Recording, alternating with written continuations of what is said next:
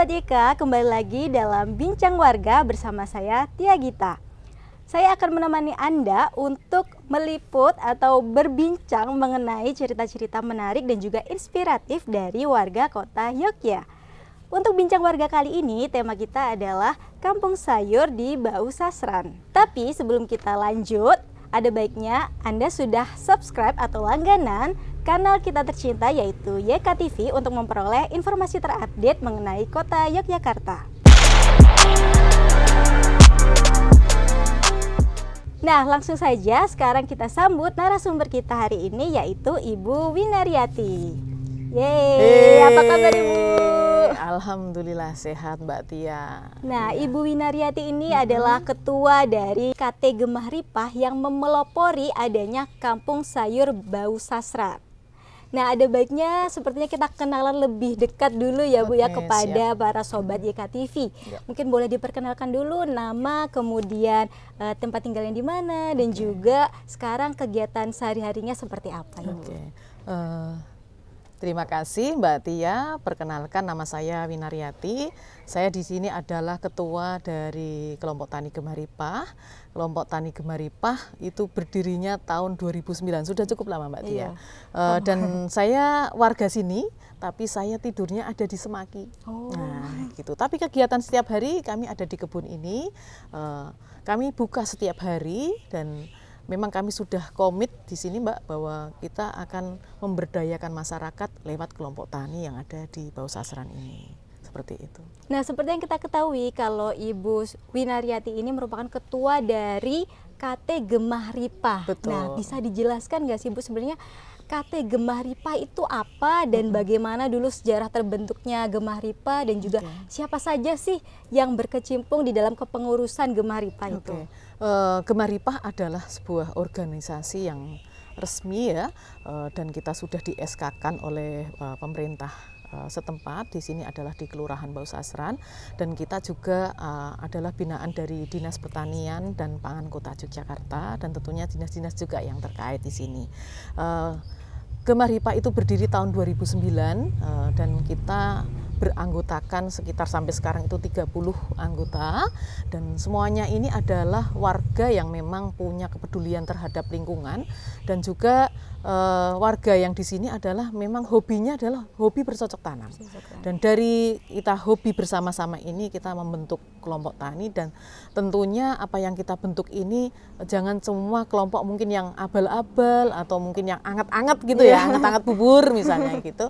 Tapi kita mencoba untuk membuat kelompok yang memang bisa meningkatkan perekonomian dan juga adanya kegiatan yang positif di wilayah kami. Dan kita Gemah Ripah itu ada di RW 09 Kelurahan Bau Sasran, Kecamatan Danurjan, Kota Yogyakarta. Berarti yang menjadi pengurus dan juga anggota itu memang dari masyarakat sini ya Bu? Yang menjadi pengurus tentunya adalah pemangku-pemangku wilayah yang memang di sini di RW 9. Jadi ada Pak RW, Pak RT-nya dan juga dari PKK tentunya karena memang kebanyakan adalah yang honsen gitu ya, yang banyak minat itu adalah ibu-ibu PKK. Ibu-ibu PKK. Betul itu. Nah, Gemah Ripah ini kan seperti organisasi ya Bu ya, ada struktur dan juga ada anggotanya. Nah, tentu di dalam organisasi itu ada yang namanya program. Nah, kira-kira apa sih Bu program yang sekarang sedang digarap oleh KT Gemah Ripah? Ya, program kita itu tentunya ada program yang jangka pendek. Yang jangka pendek tentunya programnya setiap hari harus memperhatikan tanaman sayuran ya, ada juga tanaman hias juga sedikit.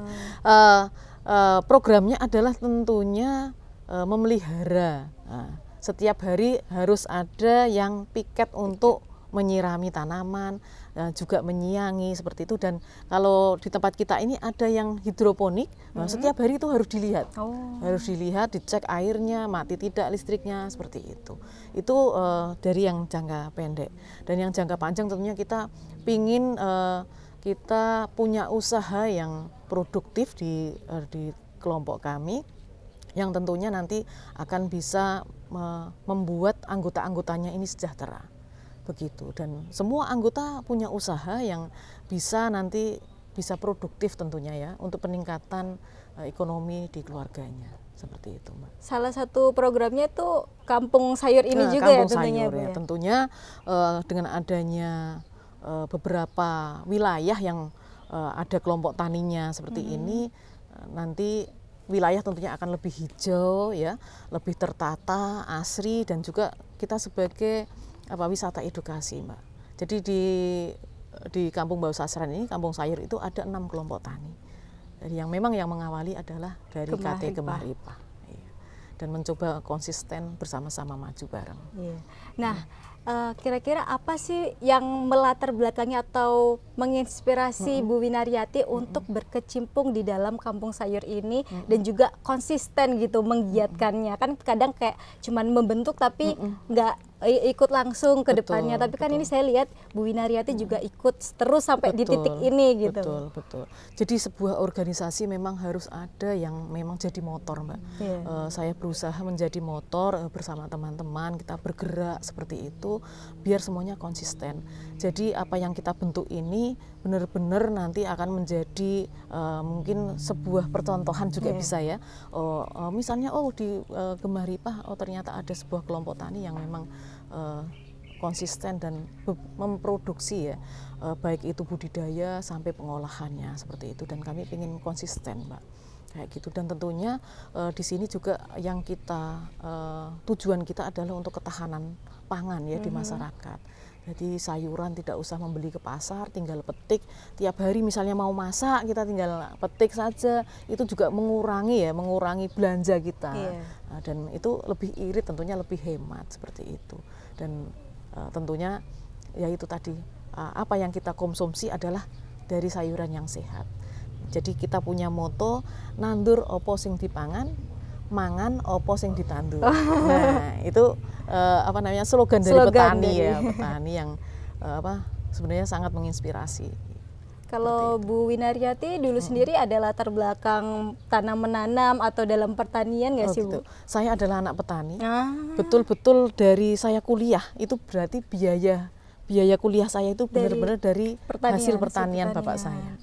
Betul, walaupun bapak saya itu dulu kadus ya di desa seperti itu, kerja di kelurahan gitu, tapi beliau juga petani. Jadi saya kuliah itu benar-benar dari hasil tani. Dari tani. Wah, keren banget. Ya, saya belajar di Universitas Kristen Duta Wacana.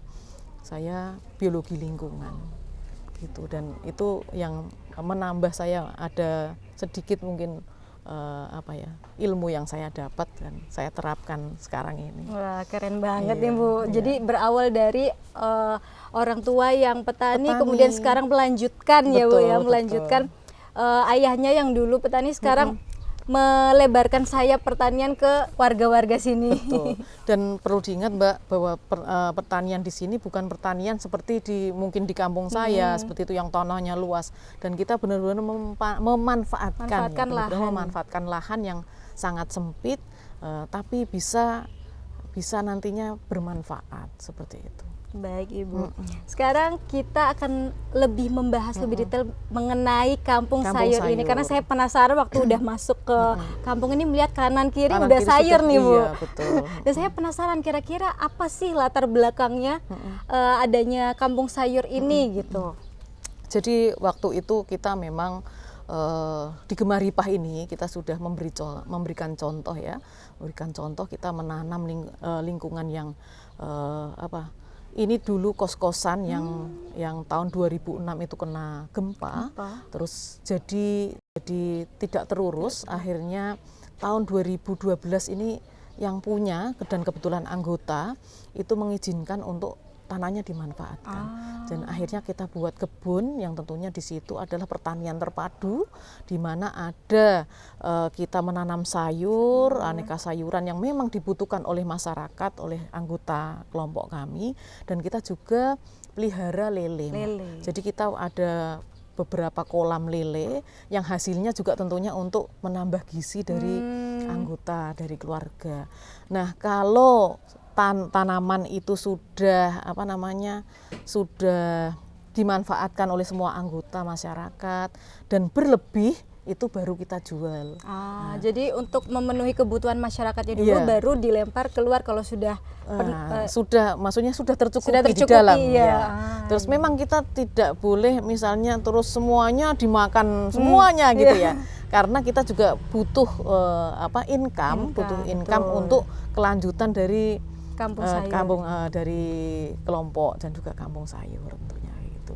Dan dari Gemah Ripah ini akhirnya melebar ke warga lain. Jadi di Kampung Sayur Bayu Sasaran itu ada 4 RW dan ada 6 kelompok tani yang semuanya bercocok tanam seperti ini, dan kita bertekad bahwa kampung sayur itu ya satu kampung, bukan cuma satu RW gitu, Mbak. Jadi satu kampung itu kita semuanya menanam tanaman. Jadi menginspirasi RW-RW lainnya, betul, ya Bu ya. Betul, dan mereka akhirnya marilah kita membentuk kampung sayur seperti itu. Gitu. Iya.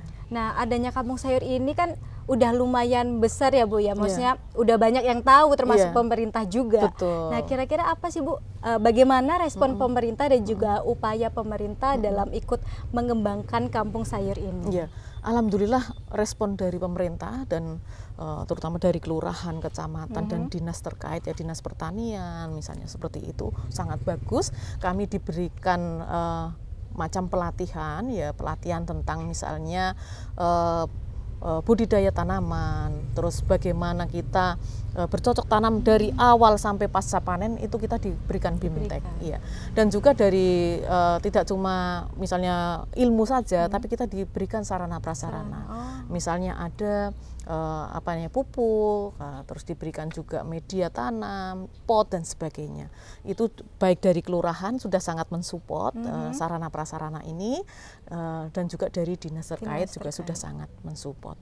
Itu juga membuat kita makin semangat untuk mengembangkan kampung sayur. Apalagi kalau sudah dibantu kok misalnya berhenti gitu kan kita malu ya Mbak. Sudah mendeklarasikan dengan Pak Menteri, kampung sayur itu ditandatangani oleh Pak Menteri Pertanian Mbak waktu itu. Jadi kita harus semangat terus, menunjukkan bahwa apa yang ditandatangani Pak Menteri itu ternyata berjalan. Intinya seperti itu. Iya. Keren banget Bu. Nah, kira-kira tanaman apa saja sih Bu yang ditanam di kampung sayur ini? Karena ketika saya melihat di sini tuh banyak sekali jenis tanaman, dari yang saya sering lihat sampai saya heran gitu, ini tuh apa gitu. Karena banyak di kanan dan kiri gitu. Betul. Tentunya apa yang kita tanam adalah apa yang memang menjadi kebutuhan di masyarakat sini. Misalnya kita menanamnya ada sawi, ada loncang kayak gitu ya, ada kemangi, misalnya bunga telang, kubis, bayam gitu, memang banyak kita kita budidayakan karena memang itulah yang nanti akan menjadi ketahanan pangan di wilayah kami dan tentunya disukai oleh masyarakat dan laku kalau dijual. Oh iya, benar. Gitu Mbak. Iya. Yang paling banyak di sini tanamannya tuh apa Bu? Yang paling di sini ada tanaman itu, di sana ada tanaman itu, yang paling mendominasi di sini tuh apa ya? Jadi ada 6 kelompok tani itu kita punya brand sendiri-sendiri. Misalnya di Gemah Ripah itu kita sekarang nge-brand Bayam Brasil. Jadi apa yang banyak di sini, misalnya di hidroponik ada 1000 titik itu ada Bayam Brasil dan sudah kita olah menjadi 13 produk turunan. Iya, jadi itu alhamdulillah juga laris. Misalnya Bon Jovi ada itu di situ concernnya mereka ke tanaman herbal. Jadi di situ mereka juga membuat semacam parem seperti itu, jamu seperti itu, ada Bon Jovi. Terus misalnya ada sumur bening. Di sana khusus minuman-minuman yang herbal. Juga misalnya ada daun mint, bunga telang, seperti itu. Jadi kita khususkan biar ada ciri khas sendiri-sendiri, itu kita bedakan seperti itu dan semuanya berjalan. Gitu. Nah, saya tertarik nih Bu sama salah satu tanaman yang ada di kampung sayur ini. Yang ini namanya bayam Brasil ya Bu ya. Betul, saya baru pertama kali melihat bayam Brazil ini karena biasanya bayam biasa aja ya. Betul. Ini ketika tadi lewat ini apa gitu ya, karena banyak. Ternyata baru tahu kalau ini bayam Brazil. Nah, ini tuh taunya dari mana Bu kok bisa menanam sebenarnya ini Mbak, kita sudah tahu kalau ada jenis varian bayam seperti itu. Dan kita waktu itu sudah menanam. Dan ini waktu itu mahal Mbak. Kita beli satu polybag itu 20.000. Wah, itu kok mahal. Kita punya idenya, wah kita perbanyak dan kita jual seperti itu ya. Jadi kita belum punya pikiran bahwa nanti ini akan kita produksi. Nah, terus kita sebenarnya ada dukungan dari kampus. Kami dari UKDW kebetulan kenal ya dengan kami. Terus gini, Bu Win, bagaimana kalau misalnya di Gemaripah dikhususkan kami bantu untuk budidayanya dan pengolahannya gitu. Terima kasih saya bilang gitu. Akhirnya kita tahu ternyata bayam Brazil itu bisa dikonsumsi. Dan ternyata enak sehat ya. Kandungan vitamin E-nya juga tinggi, ada untuk juga vitamin zat besinya itu untuk anemia seperti itu, ternyata lumayan bagus. Iya, bagus. Akhirnya kita produksi dan alhamdulillah laku keras. Salah satunya misalnya ada stik bayam, ada keripik bayam, ada puding, mie juga ada mie keri yang sekarang baru kita kemarin baru launching ya, ada mie keri seperti itu. Dan mudah-mudahan tidak cuma kita yang mengolah, tapi masyarakat luas juga tahu manfaatnya. Dan misalnya belum bisa mengolah, bisa nanti belajar dari di tempat ya? kita seperti itu. Okay. Emang banyak sekali manfaatnya. Saya sempat nyobain loh Bu, yang mie itu, itu ya? enak banget. Enak banget. Boleh menjadi pelanggan tetap. Iya, bisa. Nah, selain tanaman-tanaman yang bisa dikonsumsi, di sini tuh ada budidaya lain apa aja sih Bu? Selain tanaman, mungkin kayak tadi lele, mungkin ada yang lain lagi gitu. Misalnya itu kita ya tetap aja yang memang konsistennya itu sekarang itu ya tanaman tentunya yang memang dimakan kayak gitu, dan lele juga karena untuk protein. Kita juga ada buah Mbak.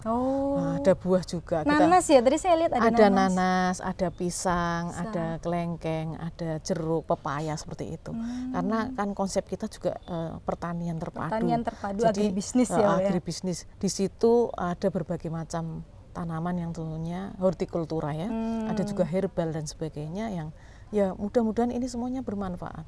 Dan kita tetap konsisten dalam kita menjalankan seperti itu Mbak. Ini kan saya lihat kampung sayur ini sudah berjalan dengan bagus ya Bu ya. Nah, bagaimana sih upaya dari pengurus-pengurus KT Gemaripah untuk mengorganisir dan juga mengurus dalam mengembangkannya? Jadi kan kalau sekarang udah berjalan dengan bagus. Nah, untuk kedepannya gimana nih Gemaripah biar lebih bagus lagi gitu? Yang penting di sini adalah kita komunikasi. Ada apapun kita harus komunikasi dengan anggota. Dan tentunya saya juga koordinasi terus dengan anggota. Karena dari awal kita membuat kelompok tani dan dari awal kita membuat kebun sayur, kan kita sudah harus komit ya. Harus komit. Kalau harus komit berarti ya apapun yang kita lakukan, program ke depan ya harus semuanya mendukung. Harus mendukung. Ya, harus tetap berjalan apapun yang terjadi. Betul, gitu ya. Kayak gitu. Misalnya kita mau bazar begitu. Kan niat kita harus rame gitu. Ternyata sampai sana sepi. Nah, tetap aja semangat. Harus semangat. Gimana caranya tetap mengangkat kampung sayur ini menjadi lebih bagus dan lebih bagus lagi. Iya. Jadi apalagi pandemi seperti ini kita harus menjadi petani-petani yang kuat, yang harus berinovasi. Itu karena penting. Ya kita tidak boleh konvensional misalnya jualan terus misalnya diadep gitu ya. Tapi kita harus juga mikir ternyata sekarang zamannya jualan online. Ya benar. Jadi kita tidak boleh juga cuma ngadep dagangan gitu. Kita ya online juga. Iya, harus berinovasi mengikuti perkembangan zaman. Ya. Jadi walaupun mungkin kita sudah berumur tapi harus berjiwa muda. Bener banget Bu. Gitu ya. Nah, saya penasaran nih Bu, gimana sih cara Gemaripah ini mengembangkan hasil tani atau produk jadi gitu loh dari tanaman-tanaman yang di sini. Apakah inovasinya itu dari anggota kelompok atau mungkin ada saran-saran dari luar organisasi seperti itu? kita juga berinovasi sendiri, misalnya kita membuat olahan apa yang misalnya belum ada seperti itu ada juga yang memang kita diberikan sedikit saran. Misalnya kami banyak yang membimbing, ada yang dari akademisi, ada juga dari pemerintah seperti itu. Jadi saran yang baik tentunya yang kita lakukan. Ya, nggak ada saran jelek ya. Saran semua yang baik kita lakukan, dan tentunya kita pinginnya kan berinovasi terus. Kalau memang mungkin bayam yang kita bikin belum enak misalnya, ada kritik, ini kurang ini Bu, pasti kita akan mengubahnya. Yang penting itu nanti bisa lebih enak, lebih sehat lagi, dan tentunya akan menambah kita lebih laris. Kalau nggak salah tadi ada sekitar 13 hasil olahan ya Bu. Betul, ya? ada 13 macam. Nah, itu yang paling digemari masyarakat atau yang paling laku itu yang mana ya Bu ya? Yang paling laku untuk sekarang itu ya migeri dan basreng. Bakso goreng. Bakso goreng dari Bayam Brazil. Bayam Brazil. Iya. Wah, jadi penasaran nih kalau yang mie udah nyobain. Udah nyoba. Penasaran yang basreng. Boleh nanti ada semua, boleh dicoba Mbak Tia. Iya Ibu. Okay. Nah, kira-kira kenapa yang dua itu Bu yang paling laku? Apakah yang paling rasanya paling mantep atau memang orang-orang lebih suka ngemil gitu? Jadi kita memang membuat segmen anak muda. Sekarang yang banyak ngemil tentunya anak muda ya, benar, yang masih tidak takut dengan kolesterol misalnya, tidak takut dengan minyak misalnya kayak gitu ya. Nah, itu segmen kita. Jadi basreng itu sekarang banyak diminati anak-anak muda yang ngemil seperti itu. Dan yami itu juga makanan kekinian. Makanan kekinian kita juga yang gampang dibuatnya. Iya, yang gampang dibuat, ternyata juga anak muda suka untuk makan mie. Gitu. Dan mie-nya ternyata mie sehat. Iya, mie sehat. Mereka tidak takut dengan nantinya itu kalau sehat berarti untuk badan saya juga sehat. Iya. Gitu. Untuk yang diet juga bisa ya Bu. Untuk yang diet juga bisa, biar tetap langsing. Iya. Bagaimana sih Bu caranya Ibu sebagai ketua khususnya dan juga teman-teman pengurus Gemah Rimba pada umumnya untuk membuat program Kampung Sayur ini menjadi program yang berkelanjutan. Jadi sampai beberapa tahun ke depan sampai punya anak cucu tuh tetap berkelanjutan tuh gimana sih Bu caranya? Tentunya kita tetap harus menyebarkan bahwa ilmu menanam misalnya atau pertanian itu sebenarnya itu sangat bagus. Iya, benar. Setiap saat dilakukan. Karena menjaga kelestarian itu kan memang harus terus. Nah, itu yang kita tanamkan di anggota. Dan anggota itu punya anak cucu.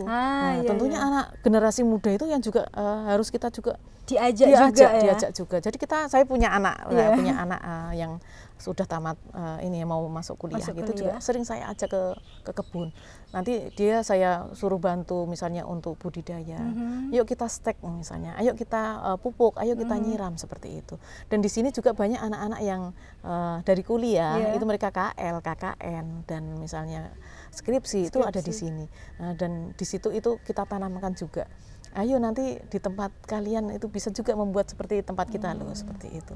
Jadi sebenarnya cita-cita itu untuk lingkungan itu memang harus jangka panjang yang harus kita terapkan di masyarakat terus, di generasi-generasi muda terus. Jadi mengikut sertakan anak-anak yang masih muda untuk ikut menanam. Jadinya nanti mereka diharapkan bisa meneruskan Kampung Sayur ini ya Bu ya, biar nggak mandek di para pengurus yang sekarang aja. Nanti pengurusnya tua, pensiun gitu terus mati Kampung Sayurnya. Jadi kita rekrut juga anak-anak muda, biar tetap berkelanjutan ya Bu ya. Jadi anggota juga harus ada yang muda yang nanti akan meneruskan gitu. Nah, kalau dari Ibu Winariati sendiri ada nggak sih Bu kayak cerita yang membekas gitu loh saat ikut membangun Kampung Sayur ini? Jadi gini Mbak, saya sosialisasi bersama teman-teman gitu, dan seperti sekarang hasilnya gitu ya, itu memang setelah kita di-shoot salah satu YouTuber dan Kampung Sayur ini menjadi viral. Itu kami benar-benar terkejut kok ternyata kampung kita tuh bisa ya terkenal dan bisa menginspirasi banyak warga masyarakat se-Indonesia, mungkin sedunia ya seperti itu. Dan yang paling senang lagi sampai Pak Menteri Pertanian itu bisa berkunjung ke sini. dan kami sebagai petani itu bisa berjabat tangan dengan Wah, keren banget. iya, Bu. bisa diskusi, itu luar biasa. Itu yang pengalaman kami ya, yang dan kami ingin sampai sekarang menunjukkan bahwa kami tetap eksis. Benar-benar bertani. Berawal dari viral harus dikembangkan biar Betul. nggak tenggelam Iya, ya Bu ya. masa Biar- cuma viral doang iya, gitu ya. harus tetap sampai nanti ya Bu Iya, ya. gitu, harus sampai seterusnya gitu. Nah, untuk pertanyaan terakhir nih Bu. Oke. Apa harapan Ibu ke depannya untuk Kampung Sayur ini? Kami bersama masyarakat di Kampung Bau Sasran tentunya tetap berkomitmen untuk menghijaukan kampung, karena dengan penghijauan ini wilayah menjadi sangat bersih, dengan juga banyak dikunjungi masyarakat. Kedepannya kami ingin Kampung Sayur ini menjadi tempat edukasi, tempat wisata yang tentunya bisa menginspirasi, dan nanti misalnya banyak kunjungan gitu di sini, tentunya kita bisa banyak juga memberikan pengalaman-pengalaman kita. Mudah-mudahan apa yang kita lakukan ini juga bisa dilakukan masyarakat di tempat lain seperti itu. Dan alhamdulillah kita sudah banyak kunjungan se Indonesia, Mbak. Wah, keren ini banget. yang juga membanggakan kita. Gitu. Ya, semoga nanti ke depannya Kampung Sayur ini bukan hanya dikenal di masyarakat sekitar, tapi juga mendunia yang lebih dan bisa Betul. menginspirasi banyak orang Iya. ya Bu ya. Dan tentunya mudah-mudahan kita diberikan kesehatan. Amin. Dan tetap berkarya, Tetap di berkarya dunia pertanian. di dunia pertanian. Iya. Karena pertanian memang sangat penting Betul. untuk kita semuanya. Iya, untuk ketahanan pangan kita ya. Iya, benar sekali. Betul. Nah, terima kasih Ibu Winaryati. Sama-sama, Tidak Mbak terasa Tia. waktu kita sudah di penghujung acara. Oke. Saya sangat senang sekali mampir ke Kampung Sayur ini karena Oke. banyak sekali pelajaran yang bisa saya ambil, terutama di bidang pertanian. Iya, betul. Nah, Pas ya, Mbak? Iya, pas sekali. Oke. Karena itu saya ucapkan sekali lagi terima kasih kepada Bu Sama-sama. Winaryati yang sudah bersedia untuk menjadi narasumber di Bincang Warga kali Oke. ini. Kalau begitu kita pamit undur diri, sampai jumpa di Bincang Warga selanjutnya.